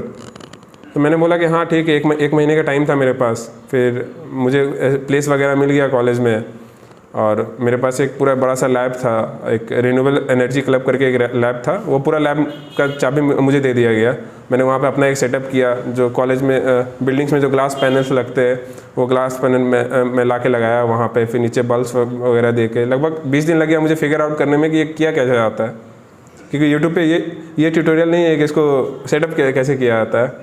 तो 20 दिन मुझे लग गया वो फिगर आउट करने में। उसके बाद फिर मैंने किया वीडियो, सबको पसंद आया। और कुछ टेक्निकल प्रॉब्लम की वजह से लाइव ये स्टेज पे नहीं जा पाया था, तो मैंने यूट्यूब पे अपलोड कर दिया और रात भर में 300 या 400 व्यू आ गया था उस पर। नो अराउंड 900 व्यू उस टाइम पे रात भर में। और नया मैंने यूट्यूब पे वीडियो अपलोड किया और रात भर में पूरा कॉलेज के बच्चों ने पूरा शेयर कर दिया कि कॉलेज के ऊपर कुछ काम हुआ है। अगले दिन मैं कॉलेज गया, पूरा फेमस कॉलेज में मुझे लोग कॉलेज में सैंड आर्टिस्ट बोल के बुलाने लगे थे। तो उस टाइम में थोड़ा मज़ा आने लगा कि हाँ कुछ अलग सा पहचान बन गया है कॉलेज में, यहाँ आर्टिस्ट है, ये पेंटिंग करता है। तो उस टाइम से थोड़ा सा ये चस्का लग गया था मुझे सुनने का। तो धीरे धीरे मैं करता रहा और ऐसा नहीं था कि चस्का के लिए, मुझे मज़ा भी आने लगा। जो पुराना कुछ दबा हुआ था अपना पेंटिंग से, जो 3 साल छूट चुका था मेरा, वो फिर वापस आने लगा। और तभी 3rd ईयर में मैंने कुछ एग्जीबिशंस भी किए थे। 3rd ईयर के लास्ट में मैंने आपको बताया। कहाँ पे किए थे ये? जयपुर में मैंने 2 एग्जीबिशन किए थे उस टाइम में, जयपुर आर्ट समिट और आर्ट फिएस्टा। उसके बाद खजुराहो में। तो ये ग्रुप सब एग्जीबिशंस थे या फिर सोलो एग्जीबिशन? ग्रुप है। लास्ट जो पॉडकास्ट आपने लिया था MK गोयल के साथ, he was in my group at that time. क्या बात है। हाँ, आप मोस्टली एक साथ ही होते हो, कहीं पे भी जाते हो। आपका आई थिंक कुंद्रा सर और आप तीनों मोस्टली रहते हो। नहीं, कुंद्रा सर से मैं कहीं मिला नहीं हूँ, शशांक सर से मैं मिला नहीं हूँ, लेकिन MK गोयल मेरा दोस्त है। मतलब हम लोग मिलके 2 एग्जीबिशन कर चुके हैं। अच्छा खासा टाइम स्पेंड किया हम लोगों ने साथ में, तो जानते हैं हम लोग एक दूसरे को। तो वहाँ से मेरी स्टार्ट हुई थी रेगुलर पेंटिंग, और उसके बाद तो ऐसा आदत लग गया, फिर छूटा ही नहीं उसके बाद। आपके साइड से है ना, मैं मोस्टली है ना कोशिश करता हूँ कि ये ना एक स्क्रिप्टेड पॉडकास्ट ना हो, एक इंटरव्यू स्क्रिप्टेड होता है। तो फिर मैं ना कोशिश करता हूँ कि ना आपके साइड से भी अगर कुछ हो, आपको भी, आप हमेशा किसी ना किसी स्टूडेंट से मिलते हो, किसी इंटरव्यू लेने वाले पर्सन से मिलते हो, तो आपको भी कभी कभी ऐसा लगता रहेगा कि ना क्या यार एक ही सवाल पूछ रहे है ना, कुछ ऐसा सवाल तो पूछो। तो फिर वो जो आपको पता होगा ना कि ये सवाल के ऊपर थोड़ा सा बात करना चाहिए, तो फिर ऐसा कुछ रहेगा ना आपके साइड से, तो वो भी आप बता सकते हो कि आपके साइड से ये पॉइंट भी ले लेते हैं, तो इससे अच्छा कुछ स्टूडेंट को मिल जाएगा। अच्छा, मेरा एक बहुत इंपॉर्टेंट पॉइंट है जो कि मैं काफ़ी टाइम से सोच रहा था। यूट्यूब पे जितने भी आर्ट इन्फ्लुएंसर है, आपने देखा होगा, उनके बारे में आपका क्या ख्याल है? यूट्यूब पे इन्फ्लुएंसर, ओके, मतलब मैं जिनसे मिल रहा हूँ वो वाले आर्ट, नाम नहीं ले रहे किसी का। अभी अभी रिसेंटली बहुत कोई अच्छे लोग आए हैं यूट्यूब पे, जैसे कि के कुंद्रा सर हो गए, फिर रियांश राहुल अच्छा बताता है, वो जो भी यूट्यूब पे बताता है वो अच्छे तरीके से एकेडमिक लेवल पे उतर के बताता है वो बंदा। लेकिन उसके अलावा जो भी आप देखते होगे, मैं नेगेटिव वे में किसी का नाम नहीं ले रहा हूँ, जो ग्रिड से बनाना, सेलिब्रिटीज़ के पोर्ट्रेट्स बनाना और उससे व्यूज़ वगैरह लाना, उसके वजह से क्या हो रहा है कि अभी के टाइम पे जो भी आर्टिस्ट आ रहे हैं उनका जो माइंड पूरा वॉश हो चुका है। वो क्या है, वो बेसिक के ऊपर ध्यान नहीं देना चाहते, थोड़ा सा भी नहीं। अभी के स्टूडेंट्स में अभी मैं देखता हूँ कि आर्ट कॉलेज के स्टूडेंट ग्रिड बना रहे हैं, आर्ट कॉलेज के स्टूडेंट होके ग्रिड मेथड बना रहे हैं और बोलने पे सुनते भी नहीं है, नहीं इससे बन रहा है, अच्छा बन रहा है। तो उनका माइंडसेट मतलब पूरा अलग हो चुका है। वो मतलब अपना आइडल किसी और को मान रहे हैं। हम लोग अपना आइडल उसको मानते थे कि जिसका काम अच्छा हो, वो लोग आइडल उसको मान रहे हैं इसके फॉलोअर अच्छे हो। तो अभी के टाइम पे ये एक बहुत नेगेटिव वे में जा रहा है। जो भी अभी आर्ट के स्टूडेंट्स हैं नए जो आ रहे हैं, या फिर जो आर्ट कॉलेज, सबसे ज़्यादा वो जो आर्ट कॉलेज के नहीं है आर्ट करना चाह रहे हैं। ये ना कहीं बार है ना, मुझे ऐसा लगता है कि ना ये ना एक स्टूडेंट की गलती नहीं है। वो जब एक आर्ट फील्ड में जब एंटर होता है बचपन से ही, जब वो हॉबी क्लासेस में जाता है, तब हॉबी क्लासेस के जो टीचर्स होते हैं ना उनसे ही वो शुरू हो जाता है। जैसे मैं भी कभी एक 4th 5th में जब मैं क्लासेस में जाता था, आर्ट क्लासेस में, वो हॉबी का क्लास था, एक फाइन आर्ट या फिर ऐसा कुछ नहीं था। वहाँ पे सिर्फ एक कलर्स के साथ खेलना, पेंसिल्स के साथ खेलना, ये सारी चीज़ें सिखाते थे। तब पोर्ट्रेट्स का जब दौर चालू हुआ, जब हॉबी क्लास में था मैं, तब वहीं पर ही उन्होंने वो ग्रिड हमें इंट्रोड्यूस करवा दिया। उससे पहले हमें पता ही नहीं था कि ग्रिड से बनाया जाता है, या फिर सामने रख के जब हम ऑब्जेक्ट ड्राइंग करते हैं, नेचर ड्राइंग करते हैं कॉलेजेस में, फाइन आर्ट में, तो उसमें कैसे करते हैं। अगर हमें वही टाइम पे अगर वो इंट्रोड्यूस किया जाए कि आप है ना सामने देखो और वैसे के वैसे बनाने की कोशिश करो, भले आपका थोड़ा सा गलत हो, ये अगर वही एज से करो ना, तो फिर वो स्टूडेंट को वैसे ही हो जाएगा। लेकिन ये बचपन से ना वो गलत रास्ता कोई दिखा देता है ना, तो वही रास्ते पे चले आते हैं, क्योंकि वो एक उम्र होती है ना, तो बच्चों को थोड़ी पता है, स्टूडेंट को नहीं पता होता उस वजह से। और YouTube का ऐसा हो रहा है कि YouTube पे ना बहुत जल्दी लोगों को इन्फॉर्मेशन मिल रही है। तो फिर हम वो टाइम पे जब फर्स्ट ईयर में एक स्टूडेंट होता है, मुझे ऐसा लगता है कि ना 4th ईयर में जो स्टूडेंट है उसको एक जो इन्फॉर्मेशन रहती है वो 4th ईयर में ही मिलनी चाहिए। जो फर्स्ट ईयर में है उसको 4th ईयर की इंफॉर्मेशन अगर फर्स्ट ईयर में ही मिल गई, 4th ईयर वाली, तो उसको है ना वो जो ट्रैवल रहता है ना, वो एक जर्नी रहती है, वो उसको समझ में नहीं आएगी।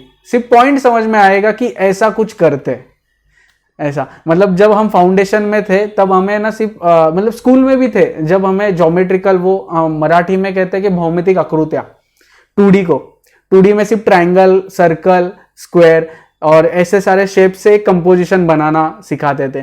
फिर कॉलेज में जब आए तब हमें एक सब्जेक्ट देते थे कि कोई भी एक सब्जेक्ट देते थे, उसके ऊपर से आप एक कंपोजिशन क्रिएट करो।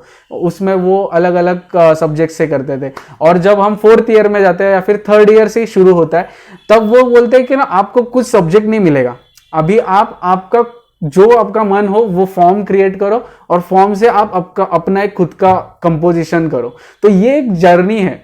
ये ना जैसे हमें सिखाते हैं ना, वैसे ही अगर हम जाए ना, तो उसके वजह से कई आर्टिस्ट भी कहते हैं कि एकेडमिक इज इम्पोर्टेंट ऐसे। तो उनका वो एक वे है, इनका एक अलग वे है। तो सबके ना जो विचार है वो अलग होते हैं। ये मैंने सारे जो आर्टिस्ट है उनके साथ जब बात की ना, वो मुझे समझ में आया, क्योंकि उन्होंने वो जर्नी ट्रैवल की है एकेडमिक्स की। तो उस वजह से उनको पता है कि वो एकेडमिक में एक एडवांटेज रहता है, क्योंकि हर एक जर्नी में कुछ ना कुछ खास होता है। आप आउटडोर बहुत ज्यादा करते हो तो आपको पता है कि आप जहां भी जाओगे उस जगह पे आपको कुछ ना कुछ सीखने को मिलेगा। तो ये एक है, मतलब जो भी कहते हैं कि एकेडमिक्स इंपॉर्टेंट नहीं है, एकेडमिक का नहीं, लेकिन जो रास्ते में सीखने को मिलता है ना वो इम्पोर्टेंट है, ऐसे मुझे समझ में आया है सबसे पॉडकास्ट करने के बाद।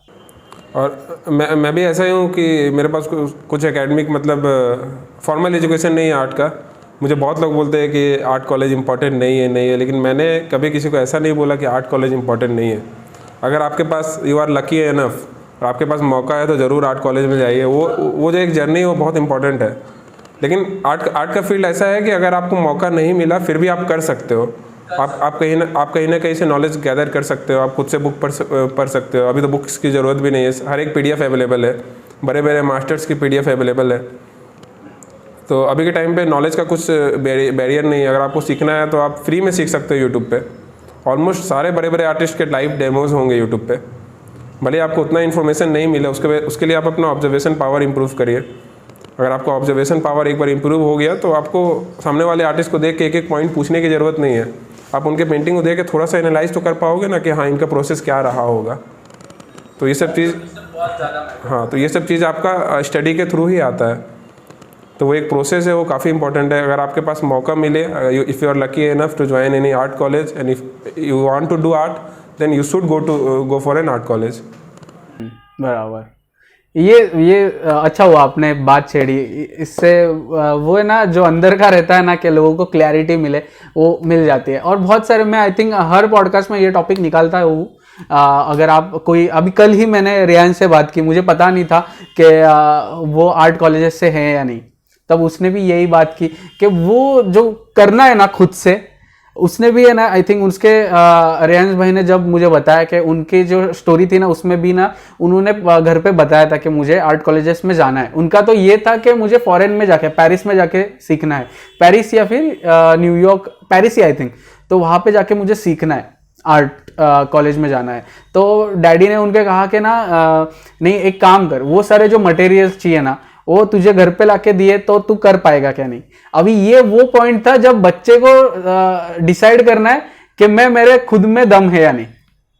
तो ये सारा खेल यही है कि भाई तेरे में अगर दम रहेगा तो तू कॉलेज में जाके भी पढ़ सकता है और नहीं गया तो भी पढ़ सकता है। तो ये हर जगह पे अप्लाई होता है। कहीं ना कहीं लोगों को पता होता है कि वो क्या कर सकते हैं। अपने आप को कभी ये नहीं करना चाहिए, अंडर एस्टिमेट नहीं करना चाहिए और ओवर एस्टिमेट भी नहीं करना चाहिए। आपको पता होना चाहिए कि आप क्या कर सकते हो। जैसा कि जब मैंने जॉब छोड़ा, मैं आपको बता रहा हूँ कि मेरे पास कोई फाइनेंशियल स्टेबिलिटी नहीं था उस टाइम में।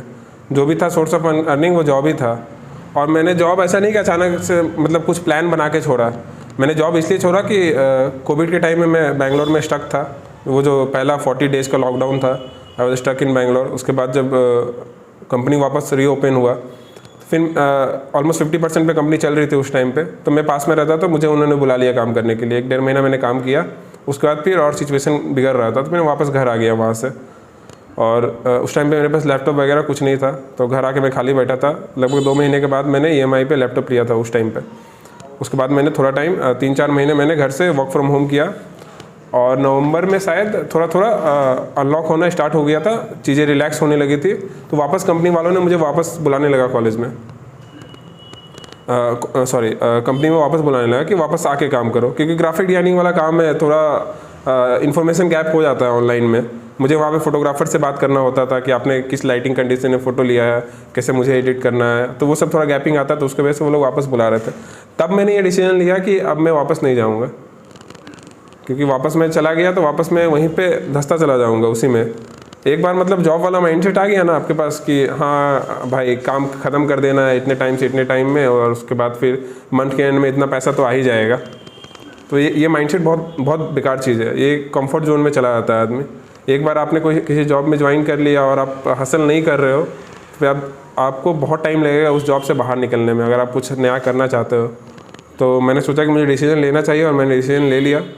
जिस दिन उन्होंने कंपनी वाले ने मुझे बुलाया, मैंने अगले दिन ही उनको बोल दिया कि मेरा अभी आने का मन नहीं है, मैं अभी अनऑफिशियली रिज़ाइन कर रहा हूँ और आप दूसरा कोई ढूंढ लीजिए, तब तक मैं काम करता हूँ। तब तक मैंने काम किया घर से और लगभग 15 दिन के बाद ही मैंने जॉब छोड़ दिया।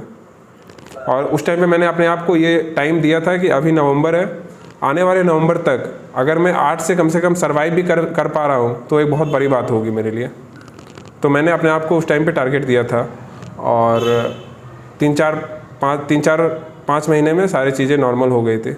उस टाइम पे मैंने बाहर जाके काम करना स्टार्ट किया था, क्योंकि मुझे इम्प्रूव करना था आर्ट और जल्दी इम्प्रूव करना था, इसलिए मैं डेली आउटडोर जाता था। डेली मैंने लगभग 200 से ऊपर आउटडोर पेंटिंग किए थे उस टाइम पे। सुपर। तो अभी ये जो दोनों अलग अलग डायरेक्शन से आपने जॉब भी किया है, आपको जॉब मेंटालिटी भी पता है, आपने खुद किया हुआ है इसलिए, और ये जो आपने जॉब छोड़ के एक इंडिपेंडेंट फ्रीलांसर आर्टिस्ट अभी आप हो, तो ये जो दोनों जगह है वहां पे आपने काम किया हुआ है, आपने वहां पे बहुत सारा टाइम दिया है। तो आप वो जो दोनों चीजें हैं, एक जॉब वाला मेंटालिटी और एक फ्रीलांसर का मेंटालिटी, उसमें क्या फर्क है, क्या बदलाव है, वो थोड़ा एक्सप्लेन कीजिए। कि वो जब हम एक जॉब मेंटालिटी रहती है तब हम वो तरह से सीखते हैं या फिर सोचते हैं, और जब हम फ्रीलांसर होते हैं तो ऐसे सोचना चाहिए, तो जाके आप एक सक्सेसफुल फ्रीलांसर कह सकोगे। इस बारे में बात करते हैं। जॉब और फ्रीलांसिंग सबसे इम्पॉर्टेंट जो फैक्टर वो टाइम का है। जॉब में आपको एक टाइम डेडिकेट करना होगा अपने लाइफ का, कि इतने बजे से इतने बजे तक ये टाइम इनका है। वही अगर आप अपने कुछ भी इंडिपेंडेंट करते हो तो आपके पास कोई टाइम का ये नहीं है। काम तो आपको दोनों में करना है। इनफैक्ट जब आप खुद के लिए करते हो तो आपको ज़्यादा काम करना पड़ता है। कभी कभी ऐसा होता है कि मैं 2-2 दिन सोता नहीं हूँ, 2-3 दिन का नींद में 1 दिन में पूरा करता हूँ, ऐसा भी टाइम आता है। तो ऐसा नहीं कि काम में अभी कम कर रहा हूँ, मैं ऑफिस वालों से ज़्यादा काम करता हूँ अभी।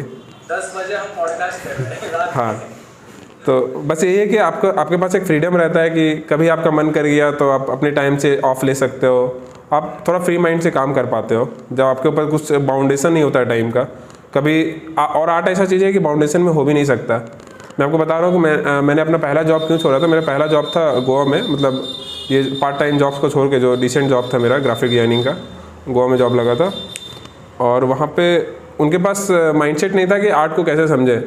हमें इलस्ट्रेशंस क्रिएट करनी होती थी। आप देखते होगे मार्केटिंग्स वगैरह में जो वीडियो यूज़ होते हैं, जो 2D एनिमेशंस होते हैं, जो कैरेक्टर्स वगैरह बात करते हैं या वॉक करते हैं, तो उन कैरेक्टर्स को मैं ड्रॉ करता था। इलस्ट्रेटर पे मैं उन कैरेक्टर्स को बनाता था, उसको बाद में एनिमेटर एनिमेट किया करता था। तो उनको ये नहीं समझ में आता था कि कैरेक्टर ऐसा नहीं कि एक बार कुछ भी दिन में 50 कैरेक्टर कोई बना देगा बैठ के, मतलब उसको सोचने के लिए भी तो टाइम चाहिए ना। दिन में मैं 6-7 बना देता था आराम से। उनके बाद उनको कहना रहता था कि आप बैठे हुए क्यों रहते हो, मतलब वो समझ ही नहीं पाते थे कि बैठे हुए क्यों रहते हैं। बैठ के भी हम लोग काम ही कर रहे होते हैं, मतलब इमेजिन कर रहे होते हैं हाँ ये कैरेक्टर आने वाला है। ऐसा तो नहीं है कुछ भी हम लोग बस सिर्फ देख के कॉपी कर रहे हैं। तो ये माइंडसेट की वजह से ही मैंने अपना वो जॉब छोड़ा था। तो जब हम लोग फ्रीलांस काम करते हैं तो माइंडसेट हम लोग का थोड़ा फ्री माइंड हो जाता है कि हाँ अपने हिसाब से काम सिलेक्ट एक टाइम पे अगर आप अच्छे लेवल पे आ जाते हो काम करते करते, तो आपके पास इतना काम आएगा कि आप सिलेक्ट कर सकते हो काम को। हाँ मुझे ये काम करना है, आप सोच सकते हो कि फ्रीलांस करो। हाँ मुझे ये काम करना है, मुझे ये काम छोड़ देना है। मैं अभी जो कमीशन पे काम कर रहा था वो 2 महीने पहले के कमीशंस थे, मैं अभी कंप्लीट किया हूँ और 2 महीने से मैंने कमीशन बंद करके रखा है। दिसंबर तक सारा बंद है मेरा काम। तो अभी जो भी काम चलेगा वो अपने लिए काम चलेगा, क्योंकि कुछ एग्जीबिशंस आने वाली है।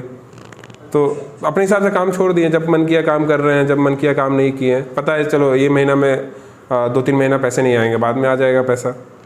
तो इन दी एंड सब कुछ पैसा से ही है। और कोई अगर जॉब स्विच करके आना चाहता है इसमें, तो मैं यही बोलूँगा कि अपने आप को इवेल्यूएट करिए अच्छे से। आपको बेस्ट पता है कि आप क्या कर सकते हैं, ठीक है ना। तो उसके लिए सबसे पहले तो अपना ऑब्जर्वेशन पावर इंप्रूव करिए। जिसको आप अच्छा मानते हो, जो आपको वैलिड पॉइंट्स बता सकता है, सिर्फ तारीफ़ नहीं ना करें, उनसे जाके बात करिए, पूछिए कि मुझे ये करना चाहिए कि नहीं करना चाहिए। और जॉब अगर छोड़ना है, अगर आपके पास कोई और सोर्स ऑफ इनकम नहीं है तो आप तभी जॉब छोड़िए। एक टाइम पे आप साइड हसल करके देखिए एक बार, कि एक तरफ जॉब करिए, एक तरफ आप जो भी करते हो, पेंटिंग, म्यूजिक, डांस, एक्स्ट्रा जो भी करते हो, कुछ बिजनेस करना है तो दोनों साथ साथ करिए। तब तक करिए जब दोनों एक बैलेंस लेवल पे ना आ जाए, उसके बाद आप जॉब छोड़ दीजिए। लेकिन एक फाइनेंशियल सिक्योरिटी रहना इंपॉर्टेंट है। डांस में क्या है, डांस में आपको बहुत ज़्यादा इन्वेस्टमेंट नहीं है, डांस में मेहनत बहुत है। म्यूजिक में बहुत ज़्यादा इन्वेस्टमेंट नहीं है। आप एक बार अपना सेटअप बना लोगे, कुछ अगर आप इंस्ट्रूमेंट बजाते हो उसका सेटअप एक बार आप खरीद लोगे, कुछ माइक वगैरह ले लिए, तो उसमें बहुत ज़्यादा इन्वेस्टमेंट नहीं है, मेहनत बहुत है। लेकिन आर्ट में ऐसा है कि मेहनत के साथ साथ आपका इन्वेस्टमेंट भी है। अभी मैं नॉर्मल एक पेंटिंग करने जाता हूँ बाहर, तो एक पेपर मेरा 200 रुपये का होता है, 200-400 रुपये का पेपर होता है। एक हाफ साइज में बता रहा हूँ, आप हाँ नॉर्मल आप दाम जानते हो सारे पेपर का, 350 से 500 के बीच में आता है A1 साइज़ का पेपर। एक पेंटिंग में मेरा 200-300 रुपया खर्चा होता है, और मुझे पता है वो पेंटिंग सेल नहीं होने वाला, मेरा प्रैक्टिस वर्क है वो। तो आपको डेली काम करने के लिए, डेली काम इम्प्रूव करने के लिए पैसे चाहिए। ये भी भारी सवाल है, मतलब एक काफी इंटरेस्टिंग सवाल है। आपकी जो एक रील होती है, ठीक है, उसका खर्चा कितना होता रहेगा? कलर, पेपर, सारा मिला के। अभी कुछ वैसा खर्चा नहीं है। पेपर खर्चा, वाटर कलर आर्टिस्ट का खर्चा मेन पेपर का ही रहता है। कलर बहुत ज़्यादा महंगा नहीं होता है। कलर मैं बता रहा हूँ, अभी जो कलर्स मैं यूज़ कर रहा हूँ, मैंने 2 साल पहले खरीदा था। कैमल्स के कलर मैंने 10,000 का कैमल का कलर खरीदा था। जब मैंने जॉब छोड़ा था उस टाइम पे मैं जाके, मेरे पास जो भी पैसे थे वो सब कुछ मैं आर्ट में इन्वेस्ट करता हूँ। मेरे पास जब पैसा आता है तो मैं सोचता नहीं कि मुझे ये ड्रेस खरीदना है, ये सूट का कलेक्शन खरीदना है। मेरे पास, आपने देखा होगा, मैं बहुत सिंपल रहता हूँ, लेकिन मेरा फैंसी जो भी है वो मेरे काम में है। लाइट, कहीं पैसा आ गया तो कुछ एक अच्छा लाइट लगवा दिया, कुछ ईजल्स खरीद लिए, कुछ पेपर्स अच्छे खरीद लिए। तो ये सब क्या है, ये सब वन टाइम इन्वेस्टमेंट है। कपड़ा वगैरह क्या है, आप नॉर्मल कपड़ा पहन के रहिए, काम पे फोकस होना चाहिए। मतलब एक रील आपकी 200 से 300 रुपए की होती रहेगी। सो बाकी जो ट्रैवल का खर्चा है वो क्या है भाई, ट्रैवल तो एक्सपीरियंस है। और ट्रैवल का जोड़ोगे तो मैं कहीं भी ट्रैवल करने जाता हूँ तो ऐसा नहीं है कि मैं 2 दिन 3 दिन के लिए जाता हूँ। मैं जहाँ भी जाता हूँ रुक जाता हूँ। रुक जाते हो? ओके, तो कितने दिनों के लिए रुकते हो आप? 20 दिन, 25 दिन, 1 महीना, ऐसा करके मैं ट्रैवल करता हूँ। और मैं काफ़ी कम बजट में ट्रैवल करता हूँ। मेरे पास कोई भी लग्जरियस कुछ नहीं होता है। मैं जितना हो सके पैदल चलता हूँ। सबसे सस्ता होटल जो होता है वहाँ पे मैं रुकता हूँ, कहीं भी जाऊँ। चाहे अभी तो आपको बहुत जगह हॉस्टल्स वगैरह मिलते होंगे, डोमेट्रीज वगैरह 200-250 में मिल जाता है। नहीं तो आश्रम हो गया, या छोटे मोटे बहुत सारे लॉज हो गए। 1 महीना का कहीं शेड्यूल रहता है तो मैं पीजी ले लेता हूँ। पीजी में क्या, 1 महीना में आपको 5,000 से 6,000 आपका स्टे भी हो जाएगा, खाना भी हो जाएगा उसमें। और अब अकेले सिंगल ट्रैवल करते हो किसी के साथ? और वीडियो निकालने के लिए कोई नहीं? मेरा वीडियोस 90% वीडियो मैंने खुद से ही बनाया, जितने मेरे यूट्यूब हो गया। कभी कभी कोई साथ में रहता है, तो अब कोई आर्टिस्ट साथ में अगर नहीं जा रहा है उनके लिए भी तो बोरिंग हो जाएगा ना। हम लोग तो बैठ के 4 घंटा काम करेंगे, तो कोई कितना जाएगा। कभी कोई आर्टिस्ट ज्वाइन कर लेता है तो वो हेल्प करते हैं, अदरवाइज 90% वीडियोस मेरे खुद से बनते हैं। सुपर। तो आप इतने सारे दिनों के लिए, आप अगर 20-25 दिनों के लिए अगर आप आउटडोर को जाते हो तो घर वाले क्या कहते नहीं है कुछ? नहीं, घर में मेरा ऐसा कुछ प्रेशर नहीं है। घर में ये है कि काम करो और वो रिजल्ट देखते हैं ना। वो रिजल्ट उनका जो मतलब है सिर्फ रिजल्ट्स है। और अभी ठीक ठाक चल रहा है आर्ट, तो वो भी खुश है। जॉब छोड़ने के बाद थोड़ा सा इनसिक्योर थे, थोड़ा बहुत बोलते भी है पेरेंट, तो वैसा तो चलता ही, उतना चलना भी चाहिए, थोड़ा सा प्रेशर होना चाहिए, लेकिन उतना ज़्यादा प्रेशर नहीं है। मेरे घर में ऐसा नहीं है कि मैं घर में कुछ दूंगा तो चलेगा। जबकि ऐसा नहीं है कि हम लोग बहुत रिच फैमिली से आते हैं, हम लोग नॉर्मल फैमिली से ही आते हैं। मेरा एजुकेशन लोन पे बीटेक वगैरह हुआ था, लेकिन ऐसा है कि घर वालों ने टाइम दिया, करना है करो। और अभी तो सब कुछ ठीक ठाक चल रहा है, तो अभी तो वैसा कुछ दिक्कत है नहीं। ऑसम। अभी अगर समझो फ्यूचर में आप इंडिया तो बहुत ज़्यादा घूम रहे हो, अगर आपको चांस मिला, आप कुछ सालों बाद अगर आपको ऐसा लगा कि थोड़ा फॉरेन घूम के आए, तो कौन सी जगह आपको ज़्यादा जाना पसंद होगा? फ़ॉरेन के बारे में तो अभी उतना सोचा नहीं मैंने। आसपास का ही मैं सोच रहा हूँ। अगर मुझे मौका मिला तो मैं नेपाल और भूटान विजिट करना चाहता हूँ। रिसेंट पास में जो भी है, मेरा प्लान बना भी था लेकिन कुछ वजह से कैंसिल हो गया। और इंडिया के बाहर तो अभी ऐसा कुछ सोचा नहीं है, लेकिन मैं भी इटली जा सकता हूँ। वहाँ पे काफ़ी अच्छे आर्किटेक्चर, वहाँ पे आर्ट गैलरीज जो भी है पुराने आर्टिस्ट के। फिर वहाँ पे जो लेक टाउन के जैसा है, टाउन के आसपास में लेक है, तो वो व्यू मुझे काफ़ी पसंद है। मैंने काफ़ी बार पेंट भी किया है फ़ोटोज़ से। मेरा वैसा कुछ है नहीं कि हाँ ये कंट्री जाना है, वो कंट्री जाना है। इंडिया में ही इतना कुछ है कि घूमने में सालों लग जाएगा। बाहर मैं अपने खर्चे पे तभी जाऊँगा जब कुछ इवेंट्स वगैरह हो, अदरवाइज़ मैं अपने खर्चे पे तो इंडिया ही घूमने वाला हूँ। सुपर। ये जो आर्किटेक्चर का जो मतलब आर्किटेक्चर के लिए इतना लगाव है, वो उसमें क्या आपको ऐसा खास लगता है जो उसके ही पेंटिंग्स आप बहुत ज़्यादा बनाते हो? आपने कभी ऐसा प्लेस विजिट किया जहाँ पे आपको ऐसा आर्किटेक्चर दिखा हो जो देख के मतलब आप एकदम शौक रह गए हो, आपके गूज़बम्स आ गए हो? हाँ, जयपुर में मैं भी बहुत बार गया था। हाँ, वो हुआ, मैं उड़ीसा में रहता था, वहाँ पे मैंने विजिट किया जगन्नाथ टेम्पल, फिर सन टेम्पल मैंने विजिट किया, फिर कॉलेज टाइम पे मैं खजुराहो गया था। मतलब वो सारे प्लेसेस इतने कनेक्टिंग होती है। मतलब वहाँ पे अगर आपको आर्ट में इंटरेस्ट है तो आप एक बार उन सब टेम्पल में घुसोगे तो आपका मन नहीं करेगा कि बाहर निकलने का। आप एक वॉल को 1 घंटा तक देख सकते हो। मतलब इतना खूब आर्ट है उसमें। मतलब उन सब चीज़ों से थोड़ा कनेक्टेड फील करता हूँ। मैं सिर्फ आर्किटेक्चर ही नहीं करता, आर्किटेक्चर और स्पिरिचुअल पेंटिंग्स, इन दो तरीके की पेंटिंग्स मैं करता हूँ और मैं काफ़ी स्पिरिचुअल आदमी हूँ। तो इस तरीके की चीज़ें मुझे पसंद है, आर्किटेक्चर प्लस अगर उसमें स्पिरिचुअलिटी है। तो मैंने काफ़ी सारे टेम्पल्स को पेंट किया है और अभी मैं रिसेंटली राजस्थान फिर से जाने वाला हूँ किसी एक मैं अभी नाम नहीं बता सकता, किसी एक टेम्पल को पेंट करने के लिए, उनके थ्रू उन्होंने बुलाया है पेंट करने के लिए। कोई एक जैन टेम्पल है। तो उन सब जगहों से मैं काफ़ी ज़्यादा कनेक्टेड फील करता हूँ। इंडियन मैथोलॉजी हो गया, तो मैं जब वहाँ पे रहता हूँ तो मुझे लगता है कि चारों तरफ से वो सब चीज़ें चल रही है वहाँ पे। मैं जब जगन्नाथपुरी में पेंट कर रहा था तो वहाँ पे काफ़ी भीड़ थी। मैंने 2 जनवरी को पेंट किया था वहाँ पे। मैंने हाफ दिसंबर और हाफ जनवरी में उड़ीसा में था। इसी साल की बात कर रहा हूँ मैं। इस साल की पहली पेंटिंग थी जगन्नाथपुरी वाली। तो जब मैं वहाँ बैठ के पेंट करता हूँ तो मैं उन चीज़ों को फील कर पाता हूँ, वो जो एहसास है उस टाइम का। ये जो अभी आपके जो ऑडियंस है, आपको बहुत लोग फॉलो करते हैं, आपको भी पता है, उनको आप जो आउटडोर पेंटिंग्स करते हो वो उनको बहुत अच्छे लगते हैं, उनको भाते हैं, इसलिए वो आपको फॉलो करते हैं। तो उनको अगर कभी लगे कि मैं भी आउटडोर करने जाऊँ तो उनके लिए क्या सलाह दोगे आप? मैं सबको ये बोलूँगा कि घर से स्टार्ट करिए, पेंसिल के साथ स्टार्ट करिए। होता क्या है कि लोग स्टार्टिंग में चले जाएंगे वाटर कलर लेके बाहर पेंट करने, और नहीं होगा तो डिप्रेस हो जाएंगे, जो मोस्टली वाटर कलर में होता है। तो आप वाटर कलर करो, एक्रेलिक करो, ऑयल पेंट करो, स्टार्ट करो पेंसिल से। पेंसिल हमेशा बेस होता है। इसके ऊपर इसका कमांड आ गया, वो आर्ट के किसी भी फील्ड में तोड़ सकता है, चाहे वो डिजिटल हो। डिजिटल आर्ट क्या है? डिजिटल होना बस एक टूल है, उसके पीछे जो काम करता है वो आपका यही जो पेंसिल का जो वर्क है वही काम करता है। तो यहाँ पे मैं 2 क्वेश्चन का आंसर देता हूँ। पहला ये कि जो बहुत सारे लोग मुझे बोलते हैं कि मैं आउटडोर नहीं जा सकता, मेरे लिए पॉसिबल नहीं है। नॉर्मली लड़की लोग, बहुत सारी लड़कियाँ मुझे मैसेज करती है कि भैया मैं नहीं जा सकती, सर मैं नहीं जा सकती आउटडोर करना, मेरे घर में ये प्रॉब्लम है, वो प्रॉब्लम है। और दूसरा ये क्वेश्चन कि अगर कोई जा रहा है, स्टार्ट कर रहा है, तो कैसे स्टार्ट करे। तो उन लोगों के लिए जिनके पास पॉसिबल नहीं है बाहर निकल पाना, तो वो घर में बैठ के प्रैक्टिस कर सकते हैं। ज़रूरी ये नहीं कि आप बाहर जाके प्रैक्टिस करो, ज़रूरी है कि आपको लाइव प्रैक्टिस करना है। आपको कोऑर्डिनेशन बनाना है कि आप जब एक सब्जेक्ट को देख रहे हो, उसके बाद फिर आप क्या करते हो, सब्जेक्ट को देखते हो, फिर उसको माइंड में प्रोसेस करते हो, फिर अपने कैनवस पे देख के बनाते हो। तो आपको चीज़ों को ऑब्जर्व करना सीखना है। तो वो आप घर से भी कर सकते हो। आप नॉर्मल ऐसा कोई सब्जेक्ट ले लो, ये एक नॉर्मल सा सिलेंडर है, आप इसको 10 तरीके से ऑब्जर्व कर सकते हो। आप इसको ऐसे देख सकते हो, आप इसको ऐसे देख सकते हो, ऐसे देख सकते हो। तो जिसको काम करना है उसके पास कमी नहीं है काम करने का, सब्जेक्ट का कमी नहीं है, अब मीडियम कोई बैरियर नहीं है। पेंसिल और पेपर अगर कोई अफोर्ड नहीं कर सकता है तो उनको आर्ट छोड़ देना चाहिए। सिंपल सा बात है, कोई सिंपल सा पेंसिल और पेपर अफोर्ड नहीं कर सकता तो आर्ट कर ही नहीं पाएगा वो। ये तो सबसे सस्ता चीज़ है। और जरूरी नहीं कि ऐसा कोई स्टेडलर का 100 रुपये का पेंसिल लेना है, आप 10 रुपये के पेंसिल से स्टार्ट करिए।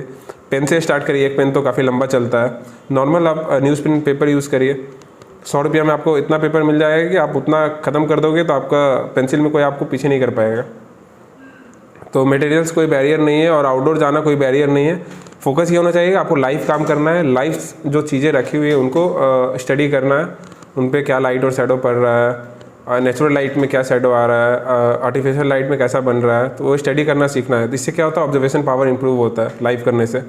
भले आप फोटो से बनाओगे तो उससे 10 गुना अच्छा बना सकते हो, लेकिन लाइव में आप जो कर रहे हो उससे जो आपका ऑब्जर्वेशन स्किल इंप्रूव हो रहा है वो आपको आगे जाके बहुत काम देगा। और दूसरा जो आउटडोर जा रहे हो, स्टार्ट करना चाह रहे हैं लाइव पेंटिंग, कुछ भी अगर आप वाटर कलर में कर रहे हो, किसी भी चीज़ में कर रहे हो, तो आप सबसे पहले पेंसिल से स्टार्ट करिए, थंबनेल स्केचिंग से स्टार्ट करिए। आप किसी भी सब्जेक्ट को पहले एक थंबनेल बनाइए, उसका कंपोजिशन तैयार करिए और कोशिश करिए कि जब आप बाहर जाते हो तो आपको बहुत सारी चीज़ें दिखती है, उन सब चीज़ों से हट के आपका जो मेन सब्जेक्ट है उसके ऊपर फोकस रखना, ये बहुत इंपॉर्टेंट है बाहर जाना। और थंबनेल मतलब एक छोटा सा स्केच, उनको थंबनेल पता नहीं रहेगा, कोई अगर अर्ली कमर रहेगा उसको बोलते हैं। हम लोग जब कोई भी एक बड़ा पेंटिंग करते हैं तो उससे पहले एक छोटा सा स्केच तैयार करते हैं उसका, चाहे स्केच हो, कोई water colour artist direct brush से भी करते हैं, एक सिंगल कलर लेके, वैल्यू स्केचिंग भी बोलते हैं उसको कभी कभी। तो थंबनेल में क्या करते हैं कि हम लोग प्लान करते हैं, उसमें वो प्लानिंग वाला पार्ट होता है, वो हिट एंड ट्रायल पार्ट होता है। आप 2, 3, 4, 5 थंबनेल बना के देखिए, एक बिल्डिंग है उसमें स्काई कितना रखना है, बिल्डिंग का कौन सा पार्ट रखना है, फिगर्स कितने ऐड करने हैं, तो आप उसको आपके माइंड में, अगर आप एक बिल्डिंग देख रहे हो आपको माइंड में 10-5 अलग अलग फ्रेम्स आएंगे, उन सारे फ्रेम्स को आप थंबनेल में 2 मिनट 3 मिनट में प्रैक्टिस कर सकते हो। उसके बाद जो भी अच्छा लगे उसको आप पेंटिंग में बनाइए। उसके बाद जो कलर्स कर रहे हैं आउटडोर में, स्टार्टिंग में आप बहुत कम कलर्स के यूज़ करिए, जितना हो सके उतना कम कलर, कि कलर जितने ज़्यादा होंगे गलतियाँ उतनी ज़्यादा होंगी। तो अर्ली डेज में गलतियाँ कम करनी है, उससे क्या होगा, मोटिवेशन मिलेगा। बस रेगुलर प्रैक्टिस करते करते जो बाहर जाके जो झिझक होता है कि आउटडोर में कैसे करें, वो तो 4-5 काम में निकल जाएगा, उसमें कोई दिक्कत नहीं है, वो तो करने से ही होगा। और ये भी था कि जो शुरुआत करते आउटडोर में और आजू बाजू से जो शोर शराबा होता है और बाजू में आके लोग देखते हैं, कमेंट्स करते हैं कि ऐसे क्यों निकाला है, तो वो जो सारा पीयर प्रेशर जो होता है बाहर से आजू बाजू से, तो उसको कैसे हैंडल किया जाए, ये भी एक शॉर्ट में बता दीजिए। ये आदत बन जाएगा, इसको हैंडल करने का कुछ नहीं है। और जब आप पेंटिंग में पूरा घुस जाते हो ना, तो आपको कुछ सुनाई नहीं देगा बाहर क्या चल रहा है। तो जब तक मैं स्केच कर रहा हूँ, हाँ मुझे समझ में आता है कि बाहर क्या बात चल रहा है, कौन क्या बोल रहा है, या नॉर्मल जब कुछ वॉश वगैरह दे रहे हैं, लेकिन कभी कुछ डिटेल काम कर रहे हैं, उस टाइम में तो कुछ पता ही नहीं चलता है। और नॉर्मली मुझे लोगों से बात करना पसंद है। नॉर्मली मैं कभी बहुत बार इंटीरियर जगह पे जाता हूँ, गाँव में जाता हूँ, तो वहाँ पर लोगों को पता ही नहीं होता इसके बारे में। लोग मुझे बोलते हैं कि ये सरकारी ऑफिसर है क्या, कुछ नक्शा वगैरह निकालने के लिए आया है, किसी घर की ड्राइंग बनाता हूँ तो बोलता है घर टूटने वाला है क्या। बहुत बार लोगों ने मुझे रोक भी दिया पेंटिंग करने से। क्योंकि ना मुझे भी ना, जब मैंने शुरुआत में आपका अकाउंट देखा था ना, आपकी जो फिजिक है, आपको देख के ऐसे लगता है कि ना आप आर्मी ऑफिसर हो, ऐसा लगता है। अभी मुझे पता नहीं आपकी हाइट क्या है, वीडियो में तो वो समझ में नहीं आता, लेकिन अगर फेस टू फेस अगर ये ऐसे देखता हूँ ना, तो ऐसे लगता है कि आप आर्मी ऑफिसर हो। थोड़ा सा वो पंजाबी जो वाइब होता है ना, ओके, वो सब आदत की बात है। आप जब स्टार्ट करोगे तो, और आप अगर बाहर जा रहे हो तो आपको सुनना चाहिए लोग क्या बोल रहे हैं। अगर आपके पास 50 लोग आ रहे हैं, आपको देख रहे हैं काम करने के, तो घर जाके उसमें से 5 लोग ऐसा होगा जो अपने बच्चों को बताएगा कि हाँ हम लोगों ने देखा कि एक आदमी ऐसा कर रहे थे। उसमें से हो सकता है कि 5 में एक आदमी अपने बच्चों को इंस्पायर भी कर दे। तो आप उनको बताइए, उनको नहीं पता है उनको बताइए क्या है। मैं बताता हूँ लोगों से, मैं बात करता हूँ बैठ के, काफ़ी टाइम आराम से बैठ के बात करता हूँ। पेंटिंग खत्म होने के बाद बैठ के बात करता हूँ वहाँ पे। एक पेंटिंग को मिनिमम कितना टाइम लगता रहेगा आपको, एक आउटडोर पेंटिंग? 2 घंटा से 5 घंटा, 8 घंटे भी लगे हैं कभी कभी। आर्किटेक्चर वर्क में टाइम लगता है नॉर्मल। वही मैं भी वही सोचता हूँ। जा रहा हूँ तो 2 घंटा 1 घंटा इनफ है, लैंडस्केप के लिए इनफ है, फिगर्स पोर्ट्रेट के लिए 2 घंटा इनफ है। लेकिन आर्किटेक्चर में टाइम लगता है, उसमें लाइंस वगैरह काफ़ी स्ट्रेट रहते हैं ना, तो स्केचिंग में 2 घंटा। जो पेंटिंग के फील्ड में है, जो आर्ट फील्ड में है, उनको भी पता होगा, लेकिन जिनको नहीं पता होगा उनको मैं कहना चाहूँगा कि सर जो कहते हैं ना, जो वो एक तो सबसे हार्ड अगर कोई मीडियम है तो वो वाटर कलर मीडियम होता है। और वाटर कलर मीडियम में वो जो लोग नेचर पेंटिंग जो आउटडोर करते हैं, वो उसके ऊपर ये करते हैं आर्किटेक्चरल आउटडोर वर्क्स, तो वो और हार्ड हो जाता है। क्योंकि वाटर कलर में एक अगर लाइन मारे तो उसके बाद उसके ऊपर अगर फिर से काम करेंगे तो वो गंदा हो जाता है, क्योंकि ओपेक मीडियम नहीं है, ये ट्रांसपेरेंट मीडियम है, तो वो और क्या कहते हैं हार्ड हो जाता है। और उसके ऊपर ही सर को बहुत ज़्यादा पसंद है आर्किटेक्चरल पेंटिंग्स आउटडोर करना। तो ये एक बहुत खास बात मुझे लगी आपके साइड से। अगर आपको कुछ कहना हो इस पॉडकास्ट के बारे में, आपको क्या लगा था ये पॉडकास्ट क्या होगा और क्या निकला, कैसे जो भी आपको लगा हो इस पॉडकास्ट के बारे में थोड़ा बताइए। भैया आपके जो 3-4 एपिसोड देखे थे मैंने आपके पूरे, जैसे वासुदेव सर का मैंने पूरा देखा, निशिकांत सर का मैंने पूरा देखा, बिस्वल सर का मैंने पूरा देखा, अमित सर का मैंने थोड़ा सा देखा था, किसी कारण से मैं नहीं देख पाया था, कंप्लीट नहीं कर पाया था उसको। तो मुझे लग रहा था कि हाँ ऐसा ही होगा पॉडकास्ट, नॉर्मल है। और नॉर्मली से पहले कुछ इंटरव्यूज़ में मैं गया था, तो वो लोग क्या करते हैं कि कुछ क्वेश्चंस पहले ही दे। हाँ नहीं, मैं ऑनेस्टली मैंने स्क्रिप्ट ही नहीं बनाई थी, तो ऐसा कुछ नहीं था, तो मुझे लगा कि हाँ चलिए नॉर्मल है। और मेरे क्लासेस वगैरह भी ऐसे ही होते हैं। मैं क्लास में जाके अपना स्क्रीन शेयर करके कुछ रेफरेंस ढूंढता हूँ कि आज क्या काम करते हैं।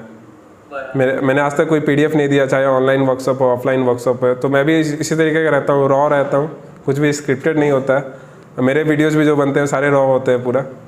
तो मुझे लगा था कि ऐसा ही होगा और अच्छा लगा बात करके, बहुत अच्छा लगा। और बातों में अलग अलग क्वेश्चंस और पॉइंट्स ऐड होते गए। ये ही मेरे पॉडकास्ट की यही खास बात है कि मैं बात करते करते ही उनके पर्सनल लाइफ के बारे में मैं एक मतलब लेता ही हूँ पॉडकास्ट में उनके बारे में। तो फिर उससे ना जो ऑडियंस होती है उनको है ना एक आर्टिस्ट अपना सा लगने लगता है।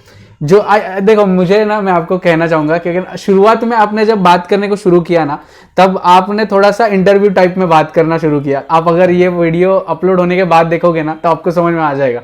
लेकिन उसके बाद जब हमारी बॉन्डिंग हुई बात करते करते, तब आपने ना एक भाई भाई जैसे बात करते हैं ना, एक सीनियर और जूनियर के बीच में जो रिश्ता होता है वो समझाता है। यही मेरे पॉडकास्ट में मैं कोशिश करता हूँ कि एक जो सीनियर आर्टिस्ट आ रहा है ना, वो सामने वाले जो स्टूडेंट्स बैठे हैं उनको एक भाई भाई के तरह समझा रहा है। ऐसे ही करना मुझे पसंद है। ऐसा ही होना चाहिए इंटरेक्शन। इंटरव्यू थोड़ी है, तो नॉर्मल हम लोग बात कर रहे हैं। और आज शायद 8 से ज़्यादा हम लोगों ने आर्ट के आसपास के जो एलिमेंट्स है उसके ऊपर बात हुई। शायद कैसे स्टार्ट किया जाता है, वर्कशॉप कैसे स्टार्ट करना है, थोड़ा सा कमर्शियल वे में बात हुआ कि किस तरीके से इसमें करना है। हाँ, this is very important. Commercial way तो इम्पोर्टेंट है ही के ऊपर। तो इससे पहले आपके पास बड़े बड़े आर्टिस्ट आ चुके हैं पॉडकास्ट में, तो आर्ट के जो मेन एलिमेंट्स है उनसे अच्छा तो कोई बता नहीं सकता, तो उनके ऊपर ही रहने दीजिए।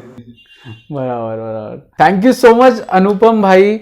पाठक साहब, आपका ये नाम मुझे बहुत पसंद आता है। पाठक साहब ये एक थोड़ा पुलिस वाला नाम लगता है। बहुत से टीवी सीरियल्स में जो पुलिस होते हैं उनका नाम होता है। तो मैं सोच रहा था कि आपको किस नाम से बुलाऊं शुरुआत में, क्योंकि पहली बार मिल रहे हैं और बहुत अच्छा लगा आपसे मिलके। बहुत अच्छा लगा आपसे मिलके, and thank you so much for inviting. Anupam भाई किसी और पॉडकास्ट में गुनगुनाता है दिल मेरा रम डम डरडम डम डम डम डरडम डरडम डरडम डम डरडम डरडम डरडम डम डम डम डम डरडम डम डम।